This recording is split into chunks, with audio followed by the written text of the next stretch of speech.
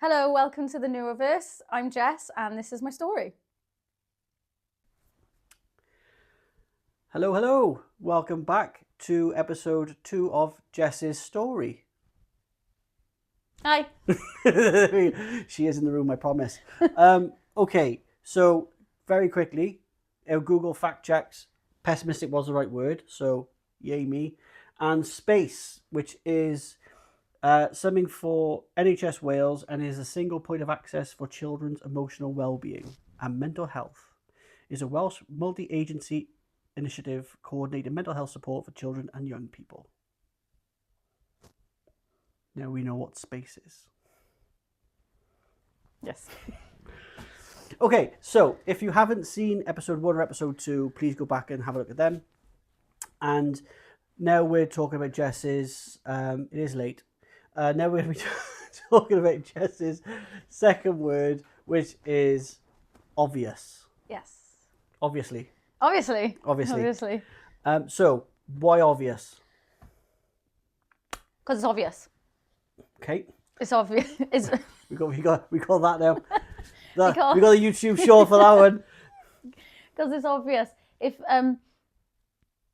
I was an absolute nightmare child, horrible teenager, and I think I said earlier, didn't I, that I was raised by teenagers in the 90s, so Yeah, life was just different back then.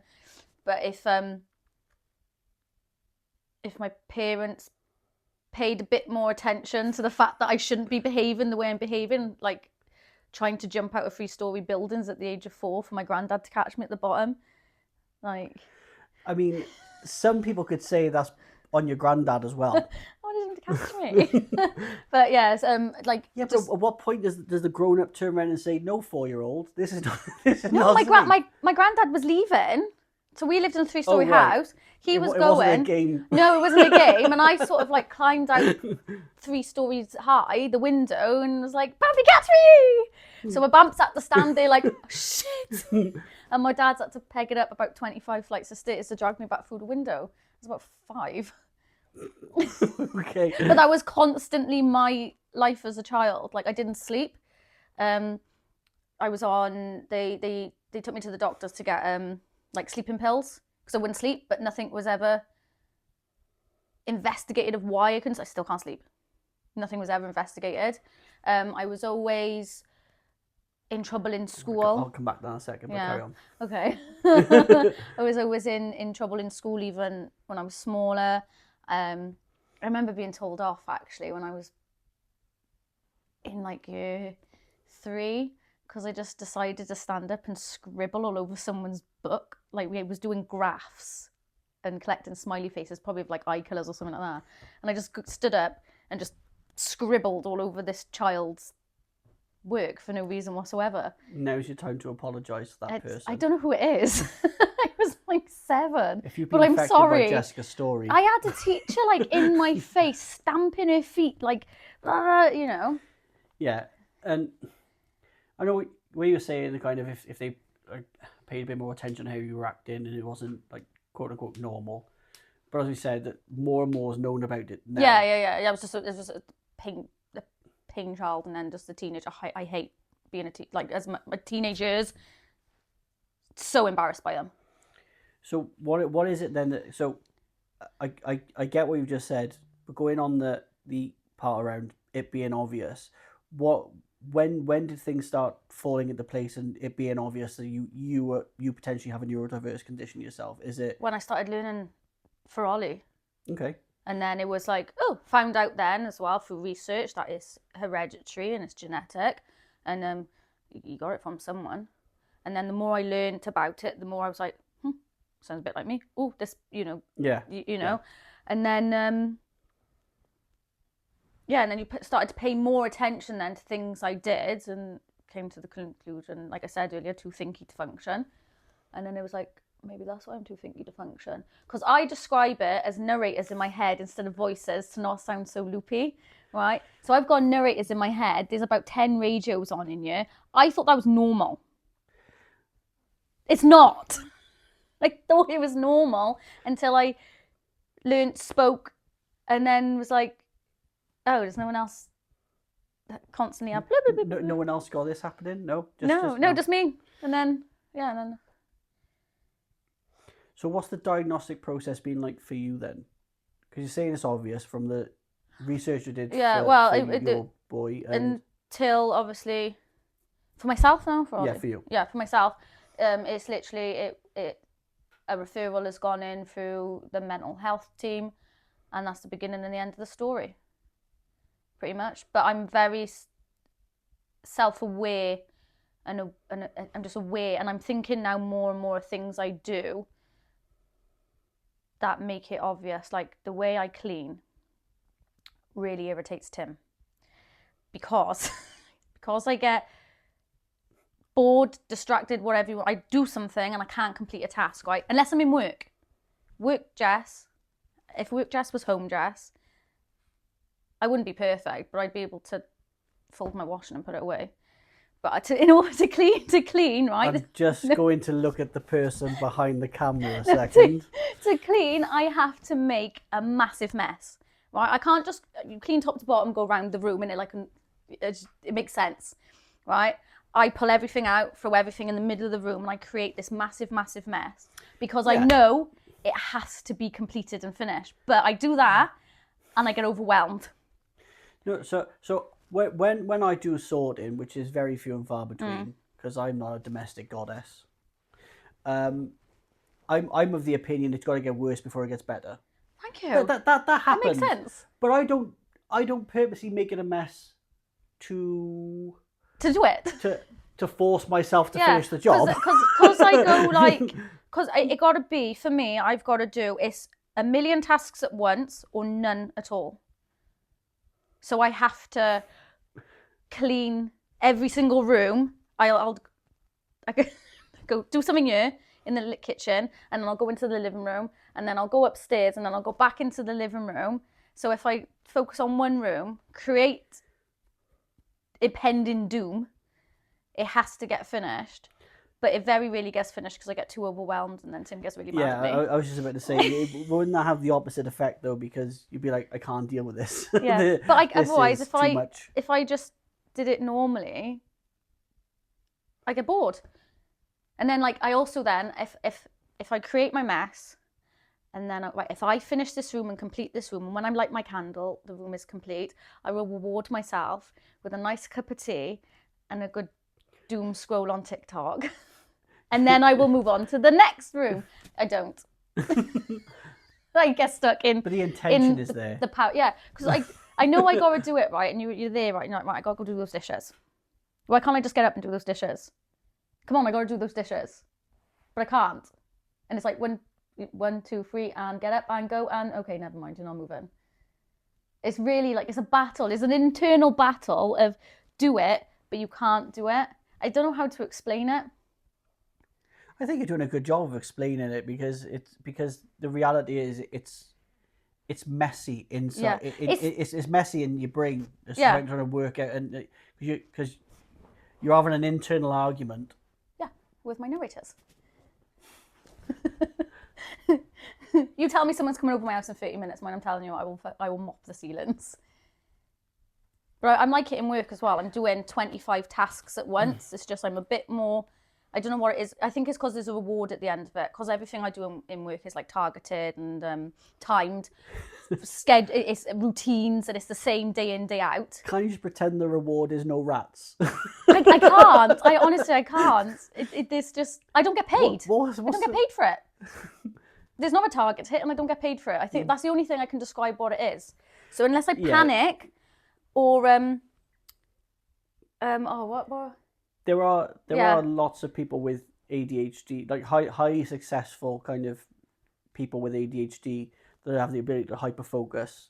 It is very task outcome orientated. So like if they're kind of working to work out what the problem is, you know, there's something at the end of it. Yeah, it's categorized by urgency or motivation. If there's not an urgency towards the task, I'm not motivated to do it. Well, but I didn't know this until I thought it was just lazy, can't be arsed. Been in work all day. Why do I need to? I mean, I'm not downplaying it, but that's also a legitimate thing as well. You know, when you have been in work all day, and you have neurodiversity all around you. So in your instance, when you're talking about, you know, you've got your boy that's got a neurodiverse condition, well, going through the process of getting that sorted. We've talked about how that's tiring and exhausting. You're working full time. I've talked before about kind of how everyone wears a number of different hats. Where you've got your professional hat on, you've got your partner hat on, you've got your parent hat I on. fully believe I have a personality for every single person I'm around. I suit myself to the individual. Like a social chameleon. Yeah, I suppose. Um, Just fit into that group of people. And it is okay to say that there are times that it's there's nothing wrong with going, I'm shattered. Yeah, and I think this is where like the whole mental health episode come from, where I just got so years and years and years and years of like repressing, masking, overwhelmed. Now it's like, do you know what? It's just me. I'm too thinky to function. Whatever. I'm gonna have to make sure that's a hashtag on one of these videos. I got no other way to describe it, because I don't think otherwise in life. I've never heard you say it so much though. it's like my explanation. It's like it's your catchphrase. Yeah. It's going to be copyrighted, by the way. I hope so. I hope I haven't stolen that from somebody. You probably have. And it's just like a little tickle in my brain. What you don't want to do is realise you stole it from one of your narrators and they try and sue you for it. That'd be a very different conversation to have with yourself. I'm having it right now internally. Okay, so you all that's happened is you've gone to the mental health team and they've essentially said because of the mental health challenges you faced like last year or year before, because we are early in this year, depending, they're the ones then that's referred you onwards. Yeah. I've always had anxiety, not depression, but always anxiety, and it is commonly misdiagnosed as well with depression and anxiety for years and years and years before it is suggested. So I suppose luckily for me, I did have quite a bit of a bad episode that I had back-to-back counselling sessions and stuff, and then that's when it was, do you think this? And this was, nothing was ever brought up about it beforehand. Like, so I didn't even speak about like my son or anything. It was just like, what is happening with you? Why are you all the way up here? And then they was like, do you think this? It's sad that it's got to get to that point before someone it not takes notice, because I think that's a bit mean. I wish, but if it is, it is. If it's not, it's not. Like, whatever. And it doesn't bother me in the slightest as an adult. But I do wish it was paid a bit more attention to when I was younger, because what did I say? An explanation, not an excuse. Because, like I said, it was horrible. I got like kicked out of school. Yeah. Like permanently excluded because of my behaviour. It's a little bit like the butterfly effect, though. So if things have been noticed beforehand, actually, sort of, how different could have your life and been? Maybe people would have listened to me a little bit more as well. Like, right, so I actually got excluded from school because I had a violent altercation with a teacher because of my behaviour in school. Right, I wouldn't listen to. Everyone took the teacher's side, but as a teenage girl, locked in a room because I weren't allowed to leave, tried to leave, and pushed up against the wall and like pinned belly to belly, and I pushed this teacher off me and he went into a door handle. I'm the one in trouble, right? Thinking of that now as an adult, how awful is that? And I was the one that was kicked out of school. I was the one permanently excluded. When eventually then because I had to go like home tutoring and trying to obviously find in school, nobody wanted me because I beat up a teacher, because nobody would listen to what there was about 40 witnesses, mind, in this classroom, but because it was me, they didn't care. Not that it was inappropriate. Again, I don't know if it was the time and whatever, but well, as soon as you had a label or a stigma of a problem in school, that's the end of it. It is what it is. That was it, right? So then I my mum fought actually really hard. So when we got the police involved after, like, it was, you're bad, your fault, this, and this. And my mum actually turned around and was like, well, no, this teacher actually trapped her, put his hands on her, made her feel really uncomfortable. She just got him off her. And he was just stopping me from going out the classroom. He should have done what he did, but he was just stopping me. And it wasn't what it could be interpreted as. But like, you say that now, and but even it's still massively inappropriate. Yeah, it wouldn't. No one would ever look at the child. It would always look at the teacher. Do you know what I mean? And eventually, then after meetings and stuff, I essentially got blackmailed, and I wish I knew this back then. I got blackmailed by the head teacher to drop all the court cases, to then be welcomed back to the school under this circumstance, the condition that because I was in like set 2s for everything, I went down to the additional needs classes. Yeah. So I then lost all my coursework because it all vanished. So I had to redo everything. I was spoken to in these classes very patronising. I hated it. So I stopped going to school then, because I felt like I was being spoken to like a baby. And I could only sit low grade paper GCSE. So my GCSEs are awful because I couldn't sit high ones. I would never be able to get a ABC. Yeah.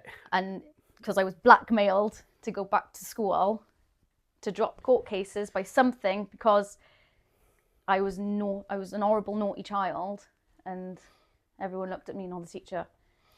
Yeah. Because we both did wrong. I don't know if it's different now in school, but I think it's bullshit that you're unable to achieve certain. Well, I was unable to achieve certain grades just because of the set I was in. Yeah. But then I wasn't found to be dyslexic until middle of year 10, so there was an awful lot of additional support that I didn't have. And obviously, I wasn't found. And if a little bit more attention was paid to you, well, that's the thing. You would have had that support. I had some good teachers that they just cared about the effort level.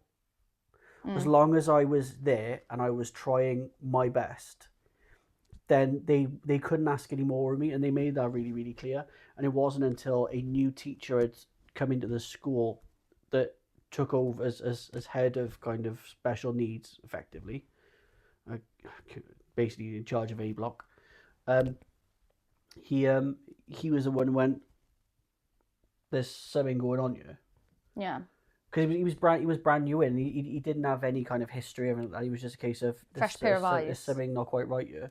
Obviously, I then wasn't diagnosed to be autistic until 5 years ago. So 5 years this year.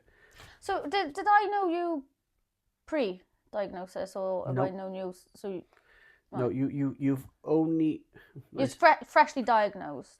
Not too long. Yeah. Yeah. Okay. So this is the thing. I've been me. I haven't changed being me. So knowing me now is the same as knowing me like 10 years ago, 15 years ago. I haven't changed, but that's where I've talked around in my story, which is why we started doing this, is because when I got my diagnosis, there was loads of people just left their your lives. treatment was absolutely awful. You're not a serial killer. No, not that I know of. I mean, no one's ever testified. Well, joke. Jesus. Yeah, I don't understand that. I really Sorry, don't. other religious figures are available, but I'm just saying, it's. I said Jesus. Oh right. I want to make sure that I'm not being preferential treatment. Yeah. This is. Don't mean to offend. I'm not sure if the director is flashing to say time or just to say stop, move on. That's okay. So, but we had people leave our lives, but I'm still the same person, and there is part of me that's a bit not bitter that it wasn't picked up on before. It's just you look at my old reports and it's obvious. It's like it's in the paperwork. Everything is there. It's all in the paperwork. It's just class clown can't focus. Was you class clown as well? Yeah, it was. Yeah. Doesn't pay attention. Doesn't focus. Never completes work. And then maybe I'd have some GCSEs. That's the only thing I But I mean, I don't know. I got a job and wherever. Yeah. I do. Yeah.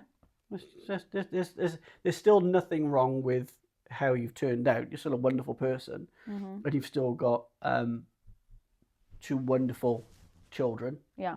And I said before that the empathy level is Yeah, they're good amazing, kids. and they're extremely supportive. We said one of them is definitely Tim's. The other one questionable. Yeah. we've done that one. But yeah, and we're just rehashing that because Tim is behind the camera as well, so we're just making sure that he's fully aware of what's going on. But yeah, and the thing is, you look back. I hope he's caught on to that actually, and he knows what I'm on about. But yeah, but you look back over it, and it's as soon as you have that answer, it's like, well, it's so obvious. Why wasn't that picked up beforehand? Yeah, it's obvious for literally everyone in my life, and even like after having this appointment and saying, oh, they've suggested this, they've put me in for referral for ADHD. Again, every single person I've spoken to have gone, obvious. How would you not know? Do you know what I mean? And obviously it's got worse as an adult because I'm quite aware that I suck as an adult. I need an adultier adult around me just to... A more adult. Yeah, like I can adult, but I can't adult. Like I wasn't sure if you were saying like adulterer. Adulterer. I wasn't sure. Oh God, because that's very different. No. I need someone to rein me in and sometimes go wash the dishes. Yeah, I need that's. Okay, well, yeah, we will need a cuppa before the next episode if you was offering. I'll make you a cup if you want. I mean, I am a guest actually. It's no problem, honestly. Okay. Right then. Thank you for that. Thank you everyone that has watched. Come back for the next episode where we're going to be talking about Jess's final phrase, which was letdown failed was your thing. So I'm going to do the thing. So by here, it will be by there. Please like and subscribe and do all that thing that this bit's telling you to do. And we will see you in the next episode. Thank you very much. It is difficult. It is really exposing, kind of going through this thing, and it can make you feel a bit vulnerable. So I do appreciate it. Really do. I'll talk free. I just don't want to not make sense because I know I go like there to there. I guarantee you there'll be people that watch this that will make sense, and your story will resonate with people. It will. So again, I really appreciate it. Thank you, everyone, and we will see you in the next and final episode of Jess's story. Thanks, everyone. Cheers. Bye. Bye. Bye.